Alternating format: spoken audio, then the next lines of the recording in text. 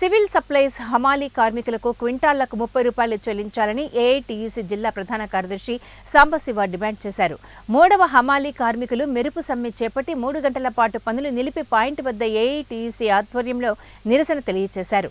ఈ సందర్భంగా ఏఐటీయూసీ జిల్లా ప్రధాన కార్యదర్శి సాంబశివ, ఏఐటీయూసీ జిల్లా ఉపాధ్యక్షులు ఎంఎస్ రాయుడు మాట్లాడుతూ సివిల్ సప్లైస్ కార్మికులకు పాత అగ్రిమెంట్ అయిపోయి 9 నెలలు గడుస్తున్నా ఇంతవరకు నూతన అగ్రిమెంట్ చేయడానికి ప్రభుత్వం నిర్లక్ష్యం వ్యవహరిస్తుందని ఆరోపించారు.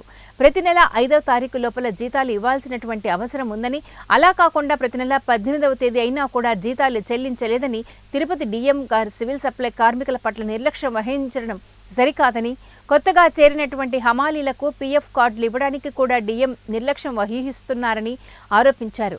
జీతాలు అడిగితే డీటీలపైన నెపం నెప్పుతూ కాలయాపన చేస్తున్నారని, అలాగే జిల్లాలో ఇప్పటి వరకు యూనిఫామ్ కుట్టుకూలీలు అడిగితే మేము ఇవ్వమని చెప్పడం ఎంతవరకు సమంజసమని డీఎం గారిని ప్రశ్నించారు.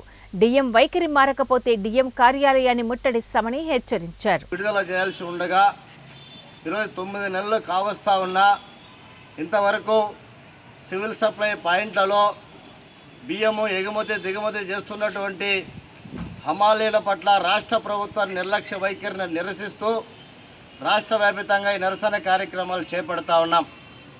గత ఒప్పందం ప్రకారమే క్వింటాకు 30 రూపాయలు ఇవ్వాలని చెప్పి 5 రూపాయలు పెంచి దాన్ని 30 రూపాయలు 2024లో చేయాలని చెప్పి ఒప్పందం ప్రకారం చేయాల్సి ఉండగా హమాలీల పట్ల ప్రభుత్వం అధికారులు అలసత్వం వహిస్తూ ఉన్నారు. మరొక పక్కన రూట్ ఆప్టిమైజేషన్ చెప్పి ఇబ్బందులకు గురి చేస్తూ ఉన్నారు. రూట్ ఆప్టిమైజేషన్ తక్షణమే రద్దు చేయాలని చెప్పి అరియర్సు 10,000 రూపాయలు ఇవ్వాలని చెప్పి ఈ అన్నమయ్య జిల్లాకు సంబంధించినటువంటి డిఎం గారు కానీ